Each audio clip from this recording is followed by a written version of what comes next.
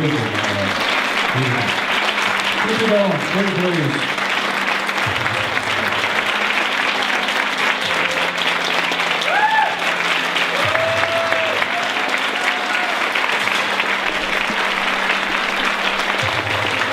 Okay, the floor is yours.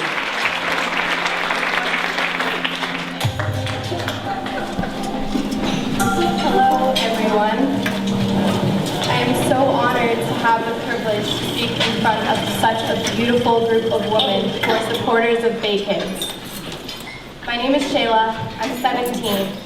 When I was 8 months old, I was diagnosed with an incurable autoimmune disorder called ulcerative colitis. For those of you who don't know, UC causes my immune system to attack the lining of my colon, causing severe pain, fatigue, discomfort, and other debilitating symptoms. Until about 3 years ago, I lived in the shadow of my disease. It took a drastic change in my appearance due to medication for me to tell even my best friend what I was going through. My symptoms could no longer be controlled by the medications I was taking, and I had to start prednisone. I gained 60 pounds in a month, and with that, I lost all of my self-confidence. If it wasn't for Team Challenge, a half-marathon training program that benefits the Crohn's and Colitis Foundation of America, I don't know if I would have made it through that year. After I ran my first half marathon, I became my team's honoree. This meant that I would go around to different info meetings and tell my story to others in hopes of getting them to run. That was the beginning of my career in public speaking. I have run 3 half marathons since 8th grade and will continue to do so until they find a cure for ulcerative colitis. This past year has been the hardest year of my life. I started getting sick last spring and was really sick by October when I had my first week-long hospital stay at UCSF, then another 5-day hospital stay in November, and then a 50-day hospital stay that started in December. Throughout this same period of time, I tried numerous medications to relieve my symptoms, the worst being a chemotherapy drug called golimumab. Doctors told me it wouldn't make my hair fall out, but it did. We all hoped that it would make me better, but it didn't. I went into my last hospital stay with the intention to initiate healing with bowel rest for a week in the hospital and then to continue it at home. But when I couldn't absorb oral pain medications, they decided to keep me longer. Those 50 days are a blur now, and I have no idea how I ended up there for so long. What I do know is that I almost stopped breathing 3 times, and every night the nurse would have to check my blood pressure 4 times to try and get it high enough.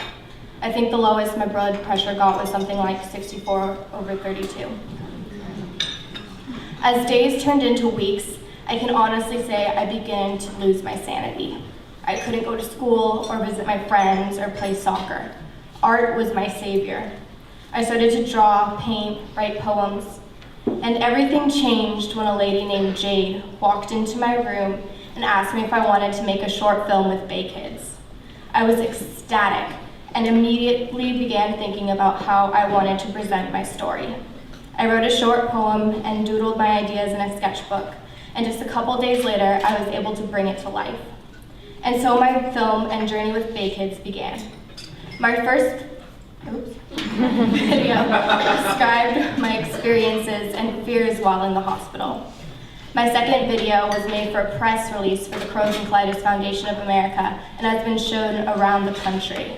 When I'm famous, I'll make sure to thank BayKids in my Oscar acceptance speech.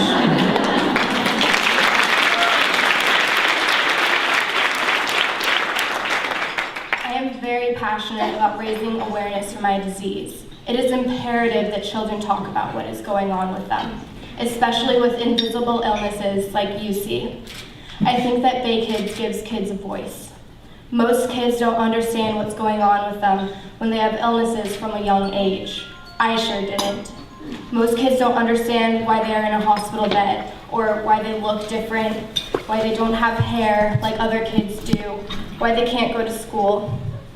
And when you're in a hospital bed, you miss out on life, on school, on childhood experiences that are vital to social development.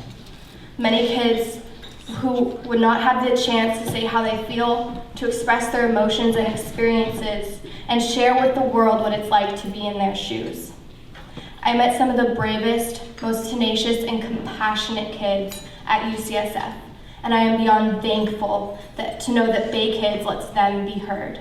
So please, support this incredible organization, because by supporting BayKids, you are giving children a release. You are giving them imagination. You are giving them a voice. Thank you.